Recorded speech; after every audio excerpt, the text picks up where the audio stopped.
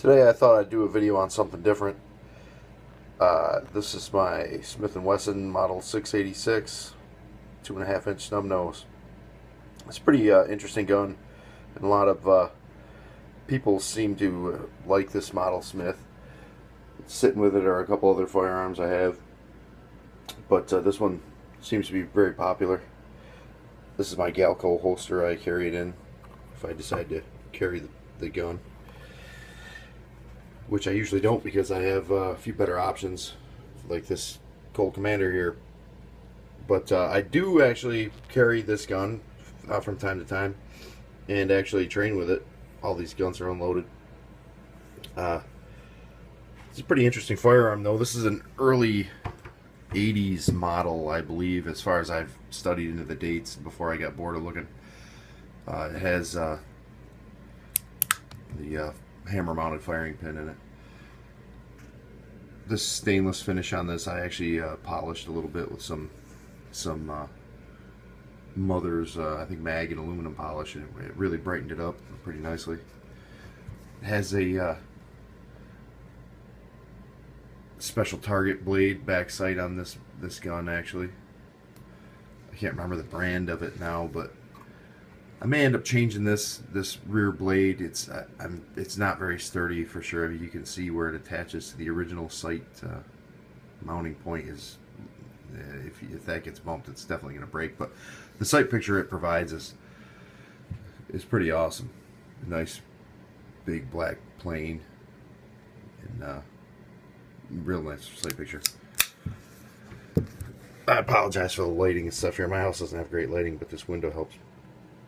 So these grips are the original bird's head type grips on here. I've actually changed them a little bit with sandpaper and Dremel so they fit my hand better.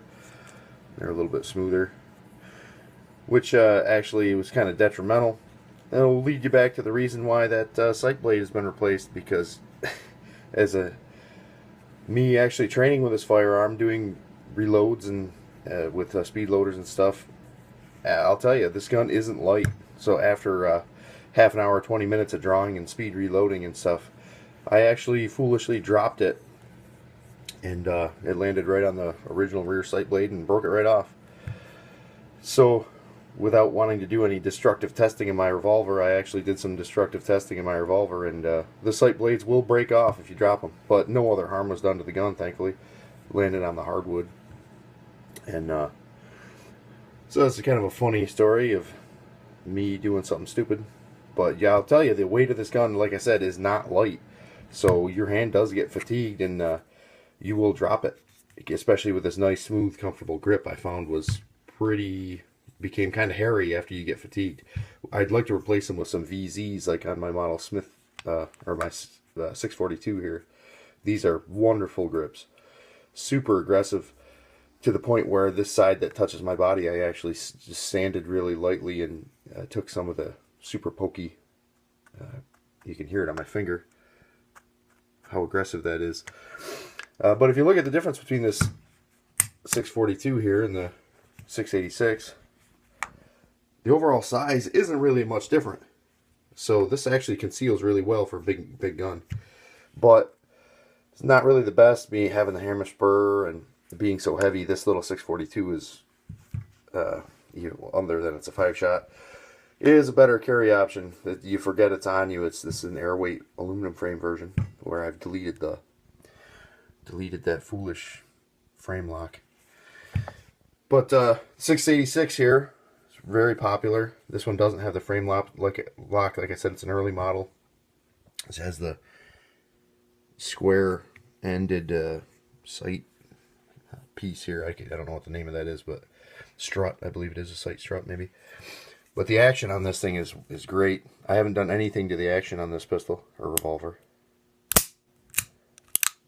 I mean, it's like a Swiss watch. It's not as good as a Colt Python, but it's probably as close as you can get without spending that much money.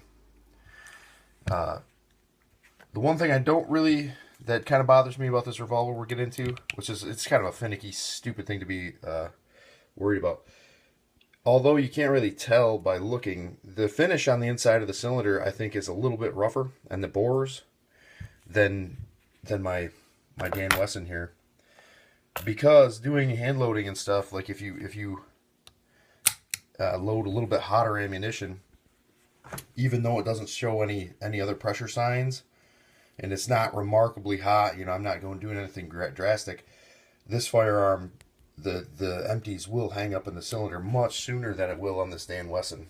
This Dan Wesson will eject pretty much as hot as a round you can safely load. They'll come right out with a simple press of the ejector, slide right free. Where this the 686, they seem to hang up for some reason, and I can only assume it's because of the finish on the inside of the cylinder. But other than that, I mean, that's kind of a really nitpicky. I love this firearm. My ex-wife actually purchased this gun for me when we were first dating. I found it used at a gun shop for like, I can't exactly remember now, but I'm pretty sure it was under $250. And what an awesome bargain I happened to find there. But yeah, so this is early model Smith 686, the regular 6-shot model. Pretty awesome firearm. Shoots like dreams. Extremely accurate. People who say that this 2.5-inch barrel isn't accurate, they're foolish. They've never actually used it, because you can easily cloverleaf shots at and pretty much whatever distance you want. It's remarkable. I mean, obviously you're not doing anything. With this here Dan Wesson, I've shot like over 80 yards, and you know, grouped in like the 8-inch, like paper plate type at 8 inches or at 80 yards standing. This thing's pretty awesome too. I'll do a video on this later. So thank you very much, guys.